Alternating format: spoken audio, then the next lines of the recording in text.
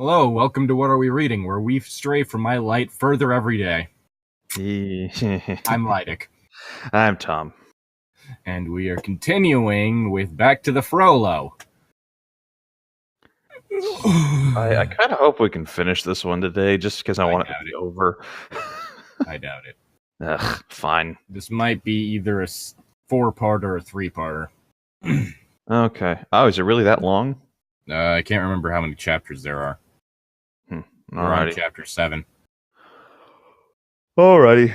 Dun dun. Chapter 7. It was well after 7. I had already showered and dressed, taking great care not to awaken Claude. Fucking Claude. Poor baby. He usually doesn't sleep long past sunup. He really needed the rest. There was no need to prepare breakfast until he got up, so I tiptoed downstairs and put on a cot of coffee. Maybe I should start some of the morning meal, I thought again, as I rifled through the fridge. That's it. I'll fix him one of those down-home Saturday morning breakfasts. Country ham, grits, fried apples, hot biscuits. Yum. Going to wreak havoc on his insides. Yeah, a little bit. That sounds actually really good, though, to me. Can't say I'm a fan of fried foods, or ham, or grits. Your loss. The only thing I see here that I like is biscuits. Biscuits are pretty good. First time I fixed Claude such a breakfast was after that first night. I still reel from the memory. Well, I did promise him I'd cook for him when he sat down to that feast and said, "My dear, I usually don't eat this much in the morning. It all looks wonderfully delicious, but, oh well, since you went to all this trouble, I simply can't refuse." You better not refuse, you little bitch. Claude Frollo. I got up extra early to bake all these fucking pancakes. Got up extra early to cook all this food. Besides, you'll need refueling after last night. I playfully scolded him as I vomited in my mouth. You see, this has to be quite possibly the most disturbing implications of any story we've had, because this one has the implication that someone fucked Jean-Claude Frollo. Well, maybe he just needed to get laid, and that's why he was so uptight. A squid fucking a building I can comprehend.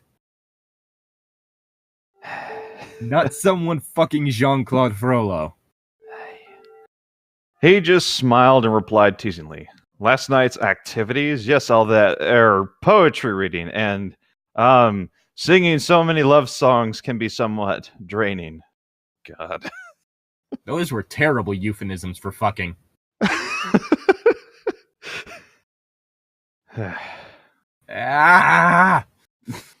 With that, Claude and I burst into laughter as I burst into tears and shared a hearty meal. It was to be the beginning of a very special relationship.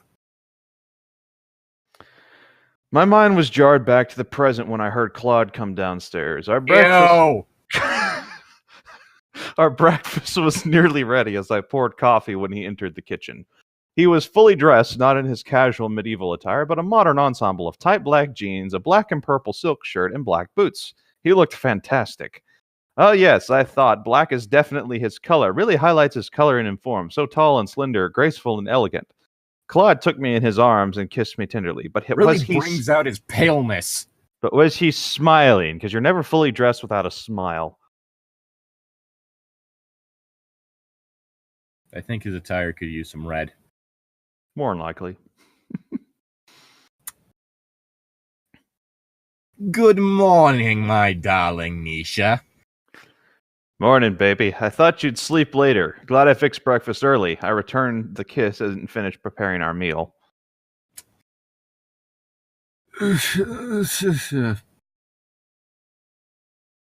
Fuck, I could comprehend Reader X fucking Severus Snape fanfiction better than I can this.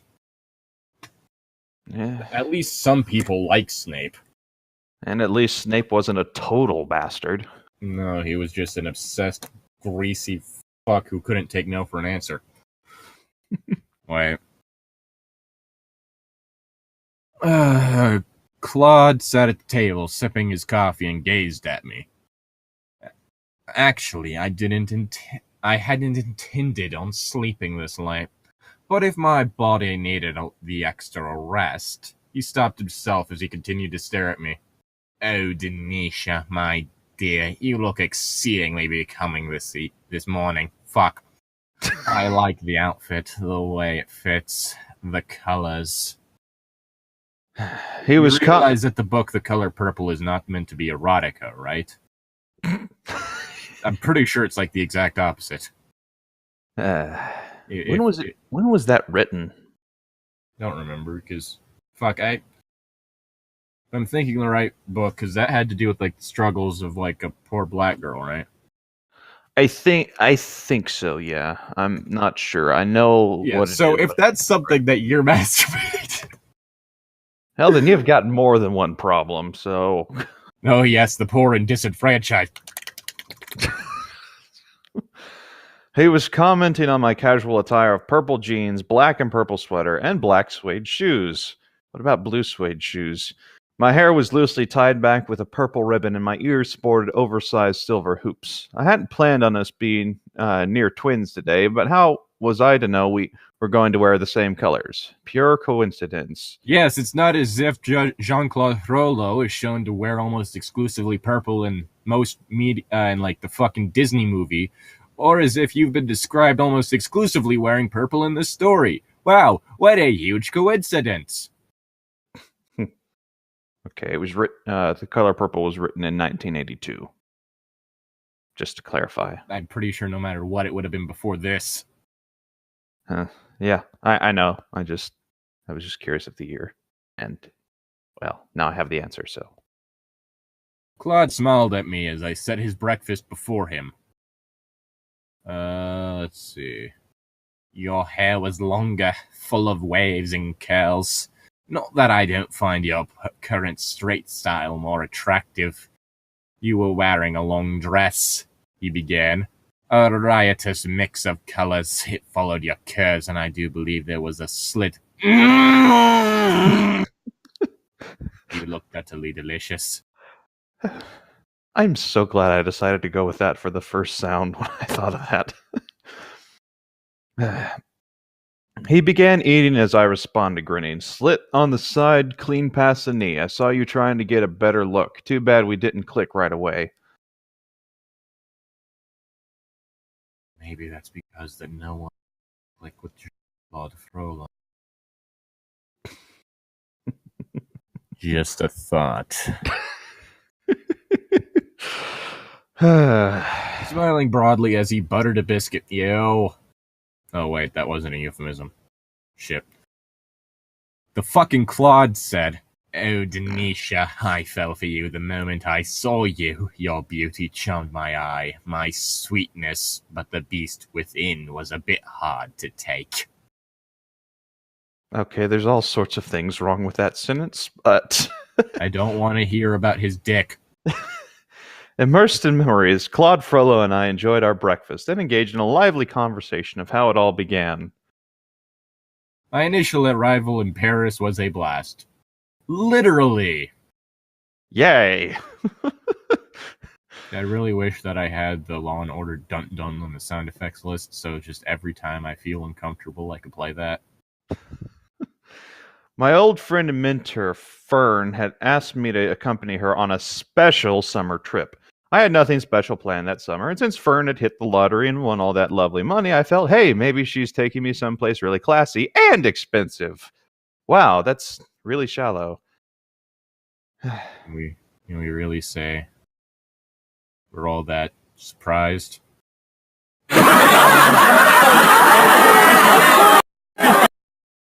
Huh, laugh track, okay.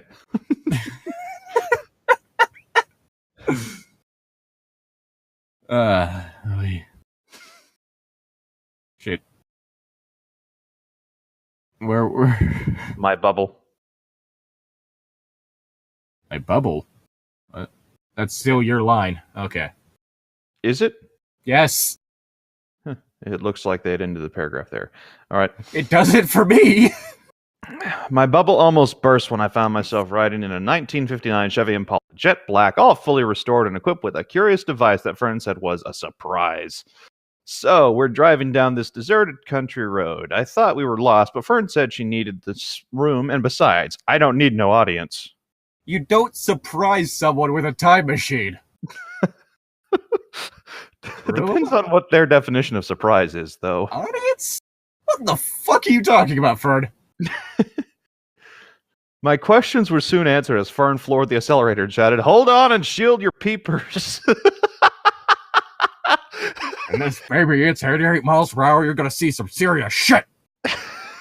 Shield your peepers. I don't know why I find that so funny.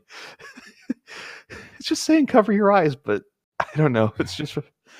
The last thing I remember was a bright white light and a weird whirring sound. When I opened my eyes, we were traveling down a narrow dirt road. Where are we? I asked, now confused and bewildered. Welcome to Paris, or make that medieval Paris, Fern announced proudly, adding, I'll explain later.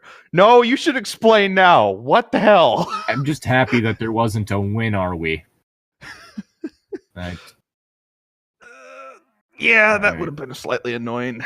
I would have had to break out this again.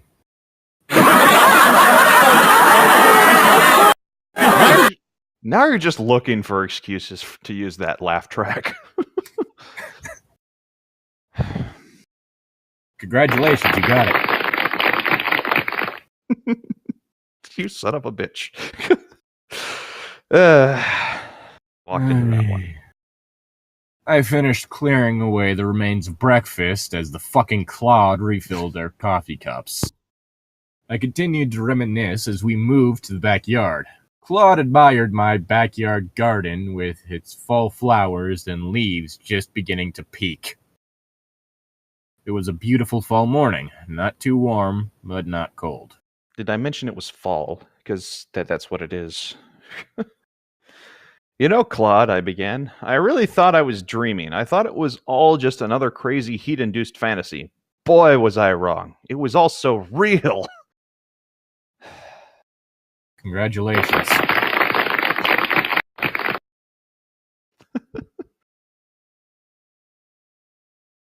Claude reached out and held my hand. My darling, I'm so glad you accepted Fern's invitation.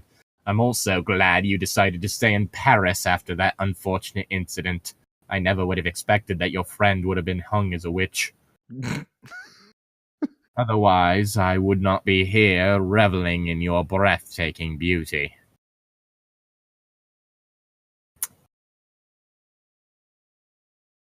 There are a few jokes I could make. All of them make me want to vomit. Then just hold back on them. I was so moved by what he said that I felt like crying. Claude sensed my mood and put his arm around me. Fern left just before that episode. Honestly, baby, if I wasn't for Quasi and the kids, I would have been long gone when that ball went sailing through your window. I mean, there are much worse things, or I guess better things, that could have gone sailing through that window.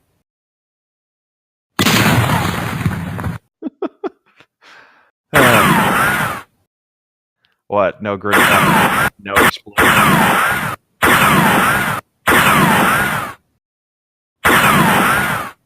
Keeps bouncing off the walls.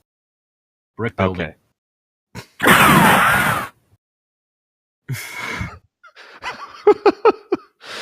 Okay. Claude Frollo kissed my lips. A nice, long kiss. I'll never forget your apologies, my love, nor will I forget what happened afterwards. I definitely won't remember happen. I definitely. Fuck you. Oh, I was booing the thought of them fucking. I definitely remembered what happened afterwards, and Claude was right. I almost left Paris for good after the incident, as we now call it. And come to think of it, it was so petty, so stupid, and you would have been way better off. I wouldn't have had to think about you two fucking. Is there a vomit sound effect on here? No, there isn't. That'll have to do for now, I guess. Weak. Yeah, not my best. We sat on a bench beneath a tall old oak. Claude held me close, whispered, "I love you," in my ear and kissed me so tenderly. He's always so patient and sweet with me. Well, most of the time. But it sure didn't start out that way.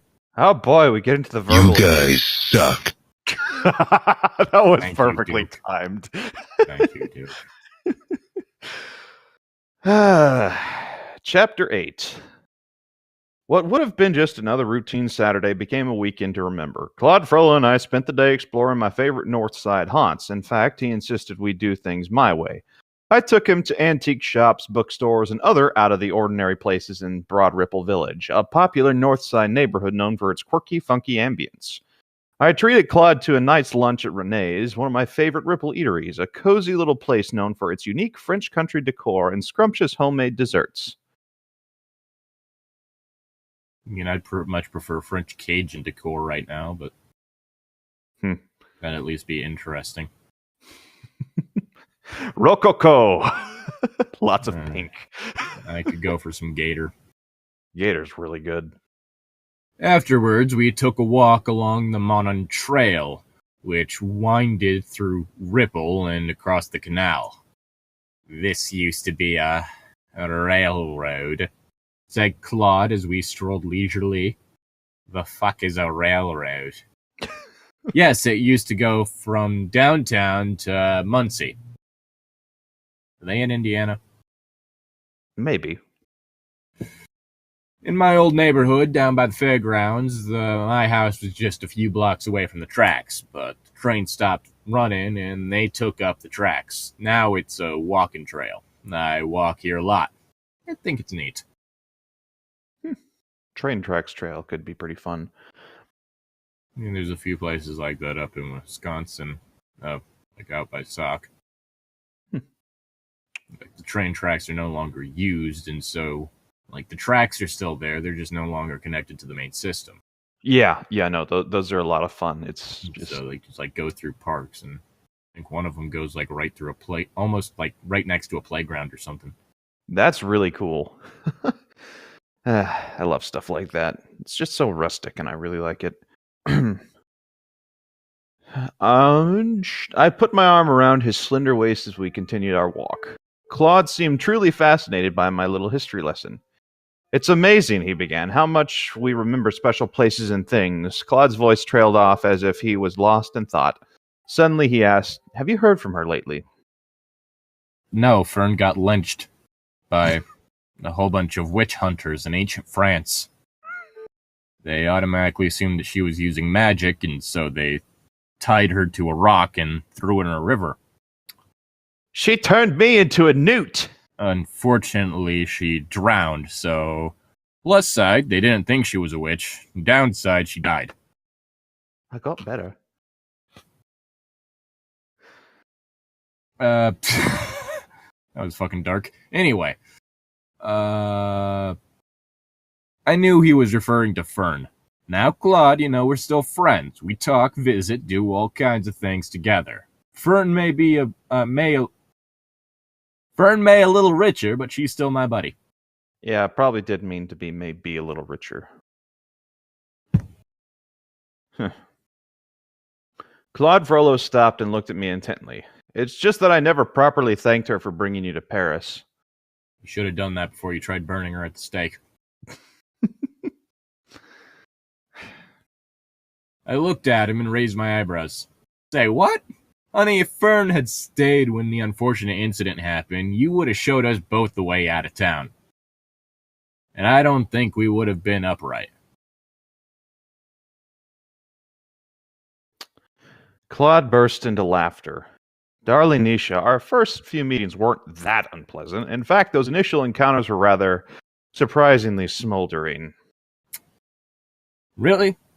Well, baby, let me refresh your memory. As we continued our walk, Claude and I recalled that first encounter. Oh boy, more flashbacks. I think I might have a loophole for a little Law and Order thing. Give me a sec. Fern finally had to explain the device that whisked us to medieval Paris. Apparently, it was the invention of one of Fern's former students.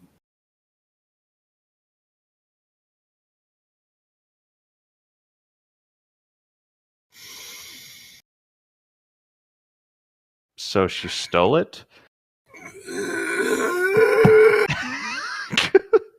Did you die for a second there? I've been dying throughout this entire thing. But no, this time did it like fully happen, but you just like... It might have. Jackie Darcy, a math and science whiz who I always said would have come up with something fabulous. Jackie was always working out formulas and stretching plans for fantastical inventions. It all paid off as Jackie, as a gift to Fern, restored the 1959 Chevy and installed that time warp device. Let's do the time warp again. But I was too flabbergasted to think about inventons and breakthroughs. I was in 1480s Paris and I couldn't even send a postcard home. Why would you want to? Especially from that time period. Fern had a house in town, but stashed the car near some old chateau in the outskirts of Paris. And she made sure my stay would be unforgettable as we explored every inch of this fantastic city. All the historical and literary landmarks that I only read about in school were right outside our front door. I mean, if it can travel through time and space, why not just go to modern day Paris? You know, sounded a little tinny. Well, I was playing it through my phone speaker. That explains it.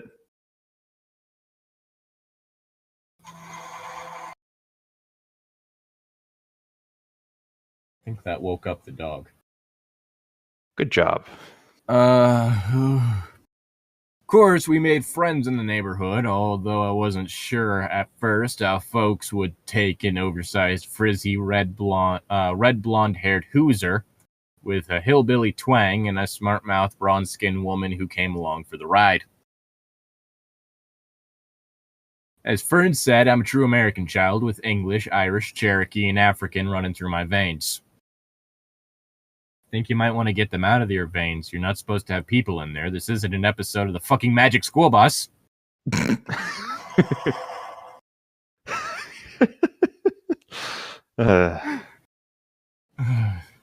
good folks at Paris had a tough time trying to figure me out. Well, gee, folks, if you can't figure out what I am, just keep trying. People in 1400s France weren't too keen on people who weren't white. Yeah. It was kind of that whole thing that you still see nowadays of the idea of God's chosen few. This weird assumption that for some reason a religion that started out in the Middle East would only appreciate those of Anglo descent. But anyway, we made a few friends and I became popular with the kids in the neighborhood. I'd often play games with them and taught them what I played when I was a kid. I would gather the youngsters... Away from the children! I would gather the youngsters in the square near the Palace of Justice, and we'd enjoy hours and hours of fun. It was during one of those playtimes that I met him!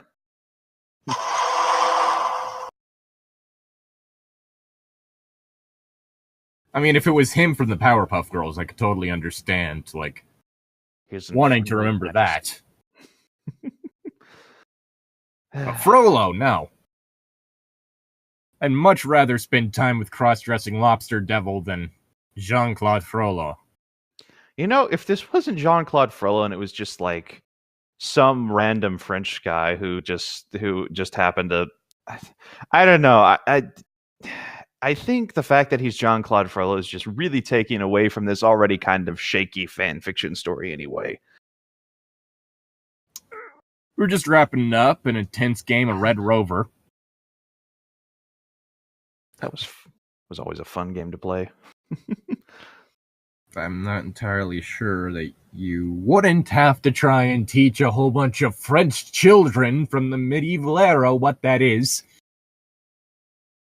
On top of that, there's the whole language barrier issue. Yeah, well, that doesn't seem to be a problem in this world, so... Red Rover, send the Black Plague victim over. And after the kids went home, I decided to take a walk across the square towards the palace. I'd never seen it up close and decided to check it out. Now I was unaware that my hips swayed as I walked, that I was an old Al Green, that I had an old Al Green songs playing in my head, and that the slit of my dress blew open in the breeze. I sat down on the stoop just within eyeshot of the palace's colonnade. Mm-hmm. Colonnade. Sounds like something you need to take to fix constipation. And studied the building, admiring the stained glass windows, tall spires, and the colonnade.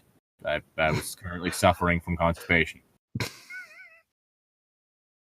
I had just crossed my legs and unwrapped my hair when I spotted a figure upon the colonnade. Okay, you're using that word too much. Even from ground level, I could make That's out my most line. of his... I can't tell!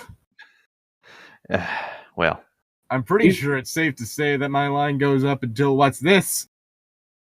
I mean, the colon. There's a pretty clear indent after the third time. That could easily just be because of the fact that the word "even" is a bit too long to place there. No, like literally, it stops especially with the uppercase. Well, it stops like at a third of the page. That's not how it looks for me. How do I take a screenshot? Well, you see, there's this button that says "print screen." Yeah, is it Control Print Screen? No, just print screen.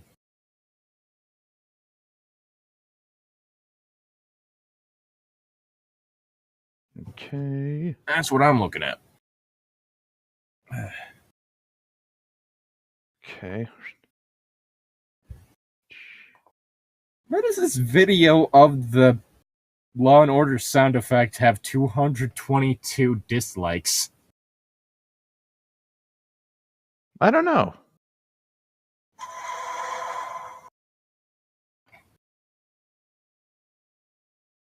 I just took a screenshot. Where would that be? Would that be in downloads or would that be somewhere else?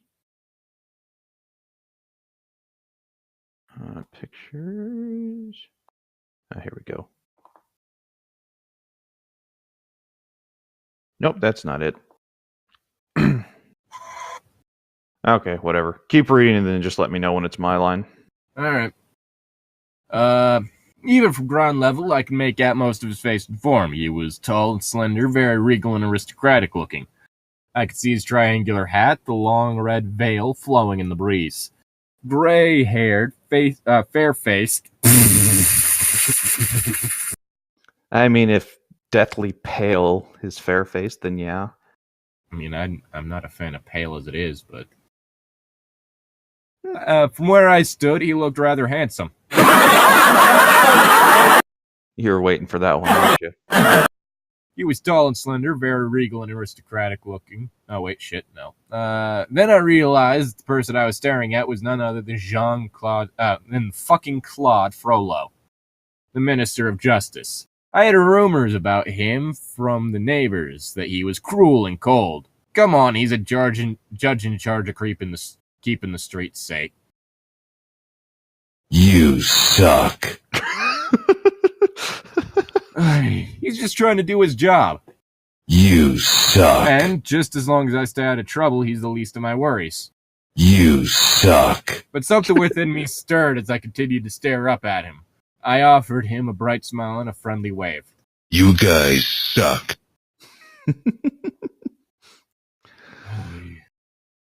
What's this? He's smiling back and nodding as if he acknowledged my presence. Is he staring at my legs? I knew I shouldn't have worn this dress.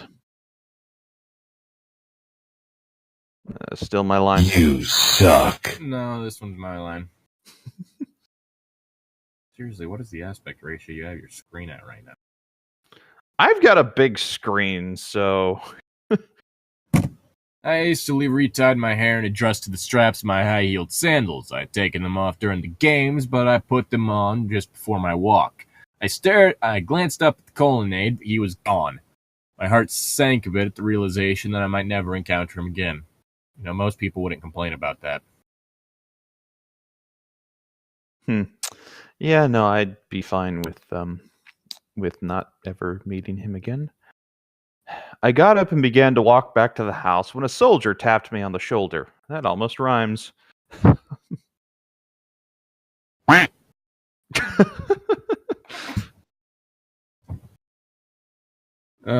Okay.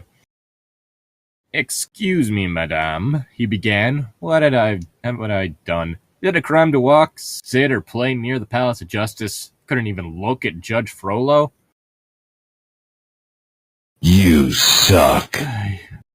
All of these thoughts raced through my mind as the soldier continued. You are not in trouble, madame. I am not arresting you. It's just that Minister Frollo wishes to speak to you. Wishes to meet you. This way, madame. Oh, Lord. Frollo wants to meet me? Why? Oh, no. What if he found out Fern in the car? We'd be branded as lunatics for sure, or even worse. Witches. You suck. My heart pounded You suck. My heart pounded as I followed the soldier up the steps and through the grand entry hall. My French had passed with the kids outside. Now it had to stand up. Now it had to stand up to a conversation with the most powerful man in France next to the king himself. Not to mention the dialect Hail change. to the king, baby. Don't think that's French, but okay.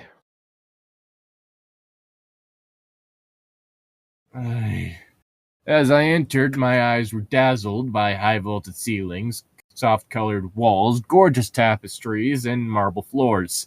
The soldier led me to a room and told me to wait.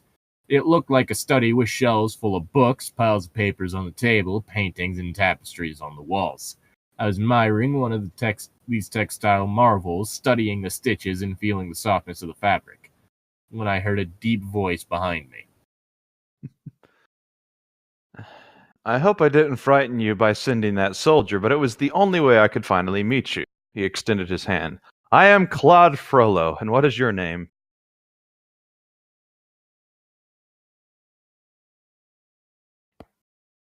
Oh, I reached for his hand and told him my name. I'm Denisha Wood. My friends and family call me Nisha. He smiled broadly and softly replied, Lovely. I've watched you for several days now. You are in the square with the children, playing games. Careful, people might think you're up to something. Keeping them off the streets and out of trouble, I finished. Claude Frollo smiled again and narrowed his as if he were assessing me. You were playing with them in the streets. That's not off the streets. That's on the streets. I like the way you carry yourself. Very self-assured, no nonsense. And while I don't exactly show it, I marvel at your way with the children.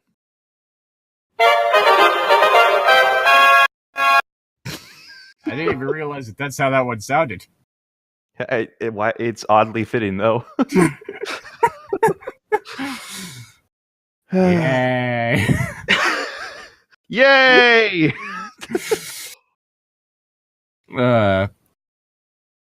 I returned the smile, saying, just doing what is necessary. To tell you the truth, I can't go anywhere without some kid latching onto me. God damn it, I already put away the sound effect. At once, Judge Frollo burst into hearty laughter. My dear, my instincts about you were right. You intrigued me. I liked you the moment I laid eyes on you.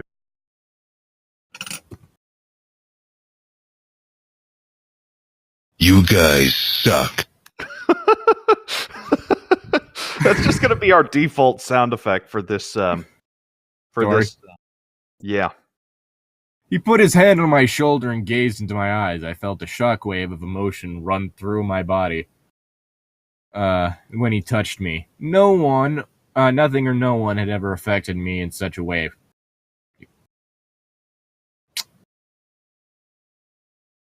Several jokes I could make, mostly pertaining to masturbation.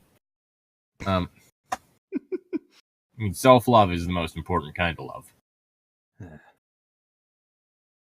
Minister Frollo, I'm flattered that you're interested in me as a friend, but I'm only going to be in Paris for a few weeks. Then I'm going home in August.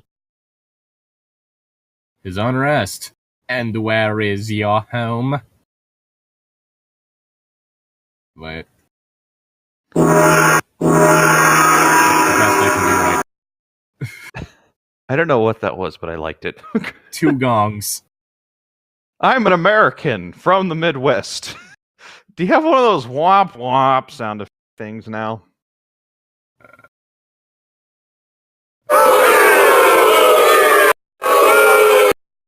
Close enough. I mean, there's always this. Smoke weed every day. That just really speaks to me on a personal level.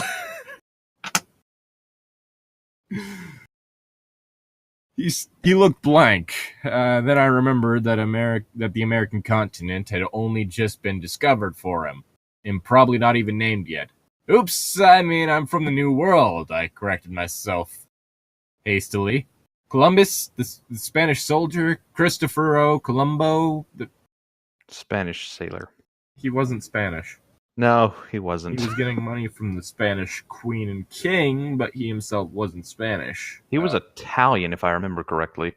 Memory serves, yeah. He was also a fucking idiot. Yeah, Thought the world was pear-shaped. Back then, people knew that the Earth was round. They're not as fucking stupid as they are now. But did you know the Flat Earth Society came and spoke at the college at some point in time? That sounds fucking stupid. I would have loved to go, if only to heckle them. But yeah, he also thought he basically just decided to massacre a group of people because of the fact that they didn't have gold. Yeah. Granted, if you're interrogating people for a worthless metal in a language that they don't speak, you probably aren't going to get very far. Yeah, no, that's just... He nodded, then raised an eyebrow. The New World, that explains your accent. Your French is fluent enough, but rather harsh on Parisian ears. So, you're not a gypsy then. But do all New Worlders have such coloring? The beautiful brown skin, I thought. Pretty sure people in the medieval era knew what Africa was. Probably. And this is more, if it's like 1490, it was getting closer to the Renaissance in the medieval era, wasn't it? I think so. Yeah, well. It's the kind of thing, is like, I'm pretty sure that they were at that time buying slaves from the continent. Yeah. The whole thing is you'd have European explorers and shit going down there, and then like different tribes that happen to have a few POWs on hand would just hand them off to the European explorers so that they wouldn't be their problem anymore. Yeah. After all, keep a POW from a group of people you slaughtered, there's a good chance that they're going to seek revenge. So, why not put them on a boat to send them thousands of miles away? And then... Like I've said, if you're not ashamed of your country's history, you don't know your country's history. Wait a minute, I interrupted him. You thought I was a gypsy? What next? You're going to accuse me of practicing black magic? There's a couple puns I could make here. Just play the smoke weed every day thing and you'll be fine. Why would that help? Weed is a form of black magic, isn't it?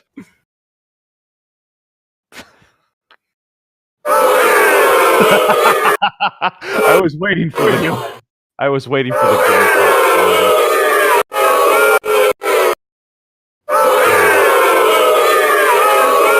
Man, I'm disappointed. disappointed in you. Disappointed. I was waiting for the gunshot sound. Oh. Fuck. And now I was starting to get really ticked. I wanted to be friends, but I didn't feel I had to pass a test or anything. Not in my French, my looks, or anything else. I really let him know how I felt and went off on him. I became a dissed sister, a raised voice full of fire and spit. I didn't think he knew what hit him. It was mainly my fist. Why'd you invite me up here then? You wanted to find out if I'm illegal? Well, I am not, and I'm not a witch. Now, I know a few folks who dabble in voodoo, but that doesn't mean I'm into the same thing. Not the thing you should be saying to a judge who burns people on a regular basis. He doesn't know what voodoo is. Voodoo didn't start up until people started getting shipped off to Haiti. Okay. It's specifically like a New World thing. Okay. So literally, he would have no context for what that fucking word means. True enough. Yeah, no, I wasn't thinking about that. I really thought you wanted to be friends. You're just wasting my time. May I go now? After he'd gotten over my outburst, the fucking Claude Frollo suddenly changed from a charming host to an angered official. How dare you speak to me in that tone? Count yourself fortunate that I don't have you arrested on the spot. He headed to the door and motioned to a nearby soldier. My lieutenant shall show you out, he said as he seated himself at his desk. I must say, what the heck? Major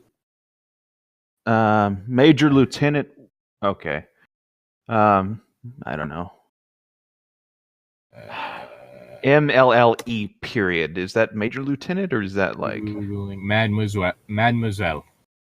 I must say I'm out of Mademoiselle. Mademoiselle Wood. I am highly disappointed. You seem so charming. Well, no matter. The fuck. As I walked out the door, I heard him say to me, "Just a word of warning, dear mademoiselle. Make one more false move, and you're mine." Well, that's not rapey as shit. Once outside, I shuddered at the thought of what could happen once in the clutches of Judge Claude Frollo. Then I thought, who cares? I'll be long gone soon enough. Come September, I'll be home, and he'll still be here. We'll never cross paths again. Why are you staying in France for so long? The car broke down. Damn it. As I walked away from the Palace of Justice, I looked back and saw his tall form in the window. As he looked down at me, he was looking down at me, not exactly frowning, not smiling either. He looked rather like a little boy who didn't get his way. Now I wish I hadn't sassed him. For some reason, I could hardly figure out. I really wanted to be his friend. You guys suck. I mean, I think just the sassing thing, I think he was totally asking for it, but anyway. Dear readers, before Frollo Freak continues her tale, she'd like to clarify a few things. Character of Fern is based on a former co-worker. She's fat, funny, and has that Hoosier twang. And is oh so brilliant. Thanks, Judy. I could always count on a laugh when the going got rough. Jackie's based on two former students who are truly whizzes at math and science. These guys are so smart it's scary. Who knows? Maybe they just might invent something like Fern's device. So, well, on with the story.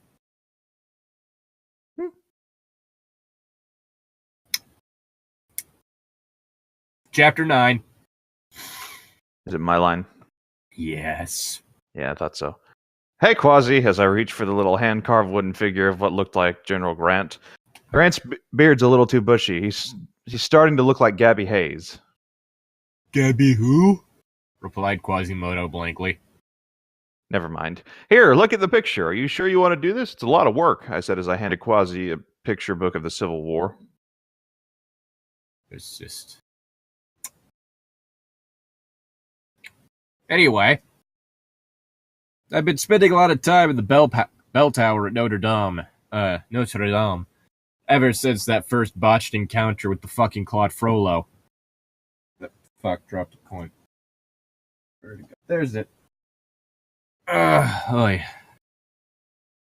I felt really bad about going off on him those few days ago when I never told a soul about our meeting. I just figured that if I stayed out of his way and kept my mouth shut, things would cool off and maybe we could try to be friends. Why would you want to be friends with Jean-Claude Frollo? I went to Notre Dame the day after my encounter with Frollo. It was there I met Quasimodo, the cathedral's bell ringer. I was immediately struck by his sweetness and gentleness.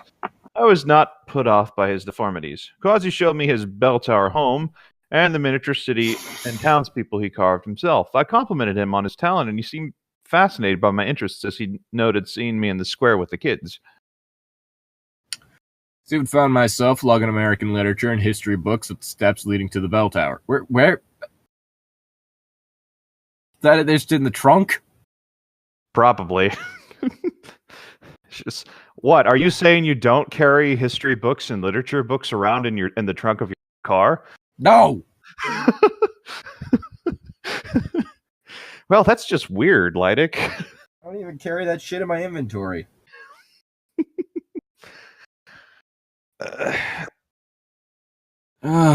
For several days, I enthralled Quasi with stories of the Civil War, American folk heroes, and the Underground Railroad. Especially liked the African-American folktales of John Henry and High John the Conqueror. He decided he wanted, as a gift to me, to carve a Civil War battle scene, complete with Lee, Grant, and the Union and Confederate troops. I thought this was weird, but I indulged Quasi. Let's see. Where's the... Things Okay, took here we a go. real concerning turn when he decided he wanted to put a statue of a known slave owner in the town square. I don't mind doing things for people I care about, Quasi said as he painted a newly carved figure of Abe Lincoln. When you're stuck up here alone, you have nothing but a lot of time, so might as well do something to keep yourself occupied and happy. He smiled as we wrapped up another day's activities, I'm assuming is what they meant to say.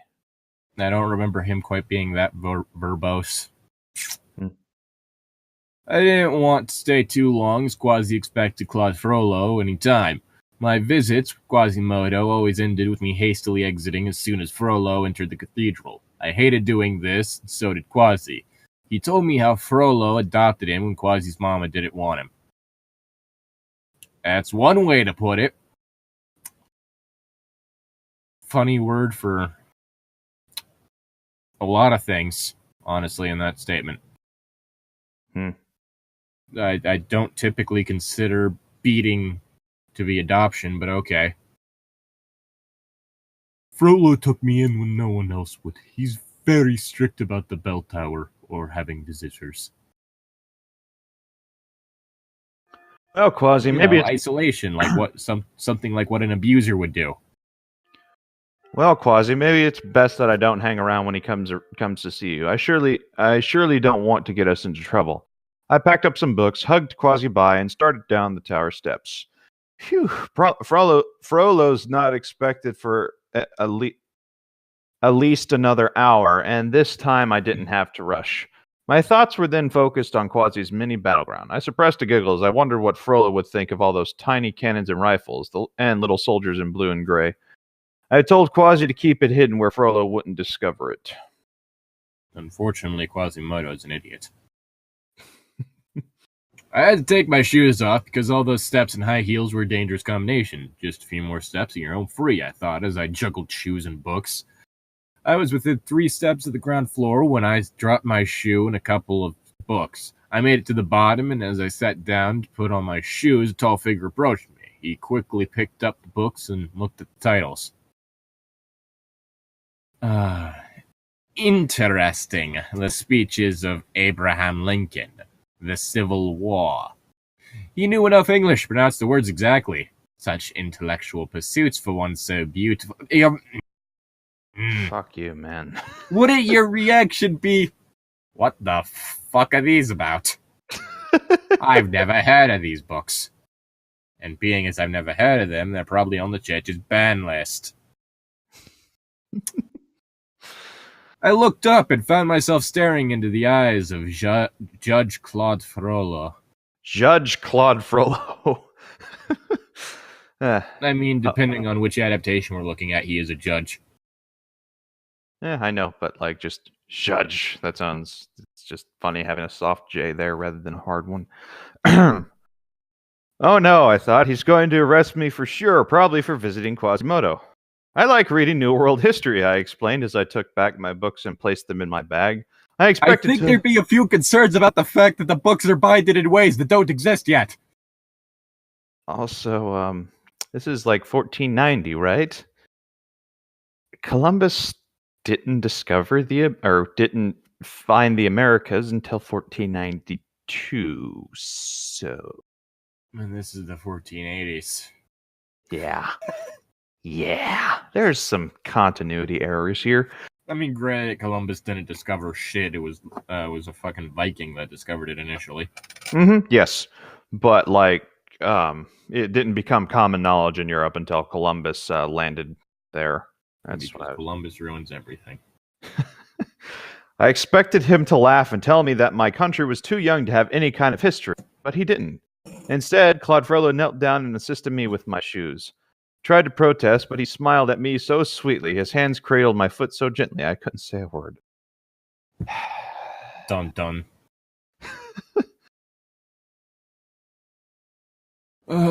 He spoke softly. You should be careful wearing such shoes as these. He looked at me squarely in the eyes and said, We don't want you seriously injured. By the way, Mademoiselle Wood, if I offended you... Offended me? I wondered. Oh, you mean what happened a few days ago? No, Minister Frollo, I'm the one who should apologize. I had no business going off on you like that. Damn right. Yes, you did. You had every right to go off on him like that. This story has no right to exist. I'm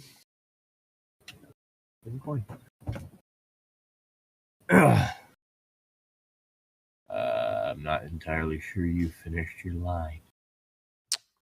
Okay. No, you did. Okay. The fucking Claude Frollo smiled again as he helped me to my feet. Well, no matter. What's done is done. I still watch you at play with the children.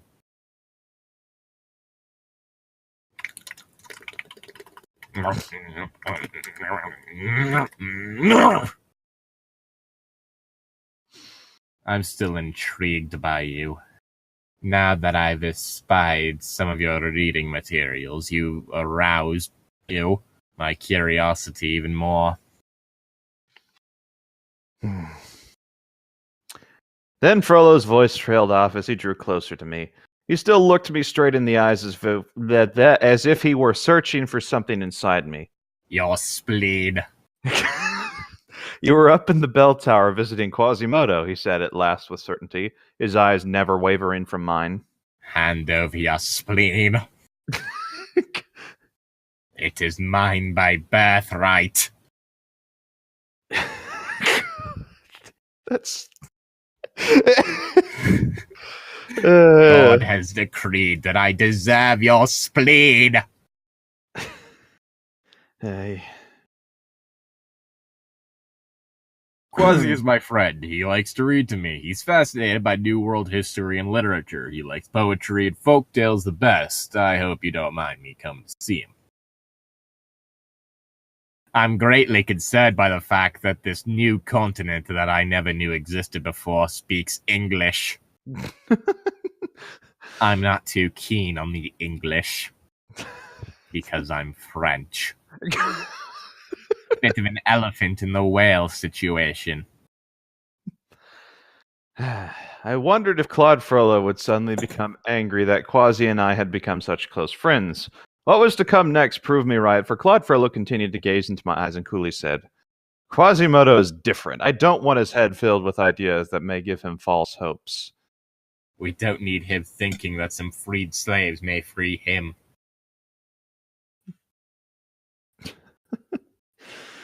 Is it still my line or is it your line now? No, it's my line. How could he do this? How could he stand there, be so sweet and attentive one moment, then turn into the Ice King the next? No, the Ice King has charisma. I was beginning to believe all the rumors of Claude Frollo's cruel coldness, that he was too wrapped up in himself to even notice what people actually think of him. I shot him a long, hard look, and in my best sister with a tood voice, said, I don't think Quasi is as different as you make him out to be. You're selling the poor kid too short. I'm just trying to make his day a little brighter, that's all. As for filling his head with ideas, so what? New ideas aren't going to hurt him, if you ask me.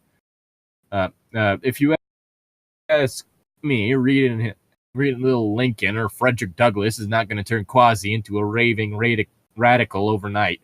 I don't see why you're so fired up mad about me spending a little time with him. Claude Frollo immediately lashed out at me, like physically or verbally. I hate everyone here. Have you forgotten my warnings? You shall pay dearly for your insolence. How I rear Quasimodo is no concern. You guys suck. He reached out as if to grab my arm, but I quickly stepped back. Kick him in the balls. You guys suck. Everyone sucks.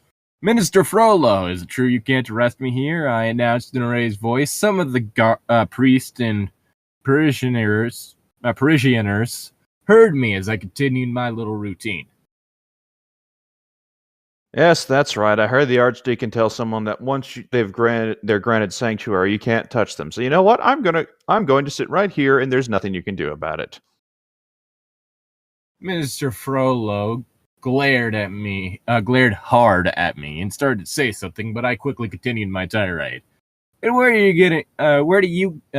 get off being so nice just to cut me down? I don't know what your problem is, but it's just not right. I thought we could be friends, but I guess I was wrong. I sat down on the stone floor, glared up at him.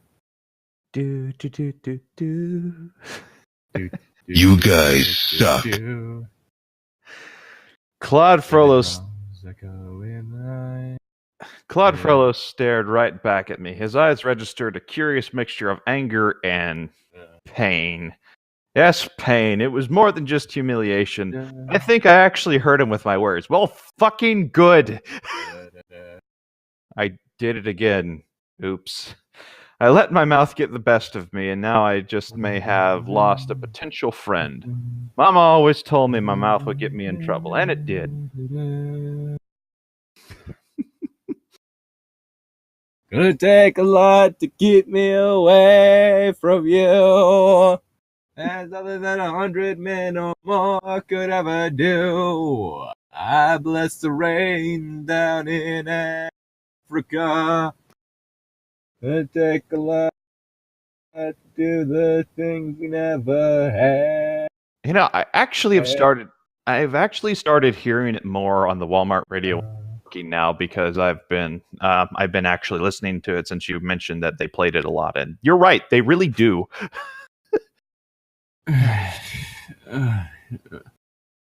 Just before Frollo turned to ascend the bell tower steps, he knelt down before me and said in a surprisingly calm voice, I don't believe in second chances. If I had my way, I'd arrest you here and now. Unfortunately, I have no authority here. Gently stroked my cheek. Bad touch! Yeah, I was about to say, that's really creepy. But somehow I cannot see your glorious honey brown skin spoiled by whip marks or that beautiful neck snapped in a hangsman's noose. His voice softened to a whisper. Oh, Denisha, my dear, you have the most beautiful brown eyes. Okay, this is more unsettling than him just being him. You suck. You suck. You suck. I didn't know what to think of this sudden change in mood. I looked at him with surprising confusion. Mr. Frollo, what are you saying? Well, he's saying that... You suck. No, wait, that's what I'm saying. Claude Frollo gently held my hand and fingered a lock of my hair. Ew. I am saying that I am letting you go. I can't believe I said those words, but there's something about you. He stood up, quickly composed himself, and in a commanding voice said, You have been warned, my dear. Those who disregard my authority will clearly pay. Now, get out of my sight. You guys suck. Respect my authority! Now, he does kind of remind me of Kenny. Not Kenny. Whoa, shit. Cartman. Cartman. Kenny's Cartman. the one who dies all the Kenny's time. the one who always dies. Less so in these more recent seasons, but Well, yeah, that's because of the fact that the creators got sick of the joke. yeah, they're like, yeah, no, this is stupid. We're gonna cut it out, which I appreciate. It's I mean, their recent seasons have also been more introspective, such as them asking themselves the question of, have we created a generation of Cartmans? it's you know, very the character possible. that you're supposed to hate. Yeah, no, I've always hated Cartman, so You're supposed to hate him. yeah, I know. And I yet don't you think- have a whole bunch of people that basically go out of their way to act like him. Yeah, I don't think a lot of people are very smart. I blinked as he left, but I wasn't mistaken. Claude Frollo had given me a quick wink before heading up the bell tower steps. And what was that? Was that a slight smile I detected? I didn't know what came over him, but it got me off the hook. Of course, I still had the rest of June and all of July in Paris. Was this town big enough for the both of us?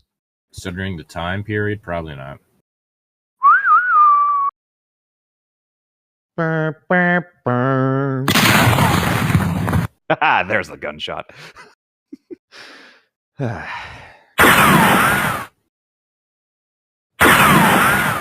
Is it bouncing around the room again? Maybe.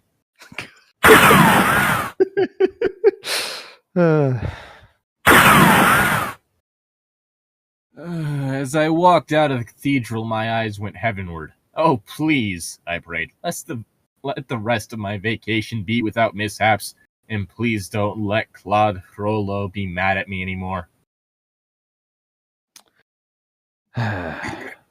Fucking Claude Frollo stood on the parking deck and stared out across the canal.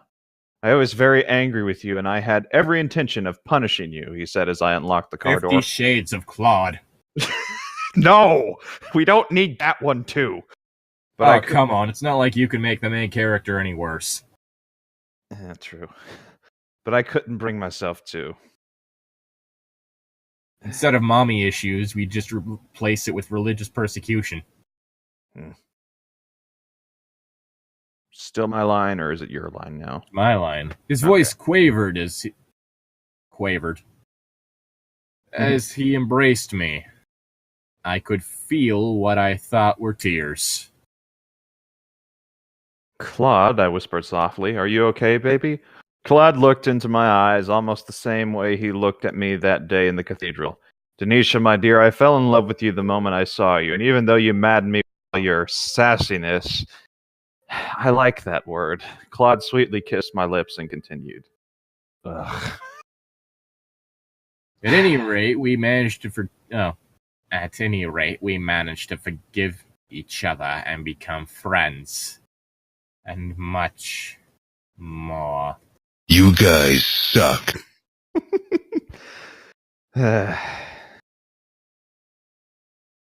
He kissed me again. You guys suck.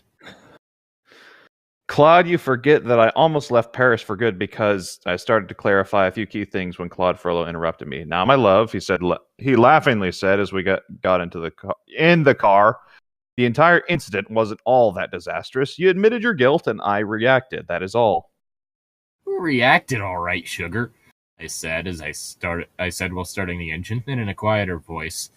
I didn't know what to think. I was confused, angry. All I wanted to do was get out of Paris and forget we ever met. I think that's most people's reactions to Jean-Claude Frollo. Claude leaned over and kissed my cheek. I'm glad you stayed. I don't know what I would have done without you. He kissed me again, then leaned back, smiled broadly. Well, no matter. We're together now. He pursed his lips in an imaginary kiss and in his deepest, sultriest voice asked, Now, my sweet darling Nisha, where to next? Oh. Well, back at him.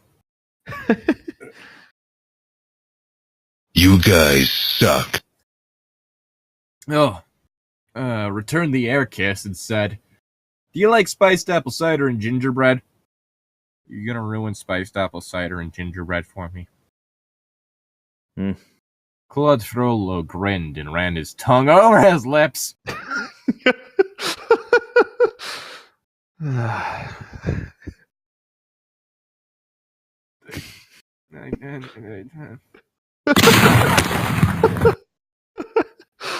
It's Oh, you can't die yet, Llytic, unfortunately.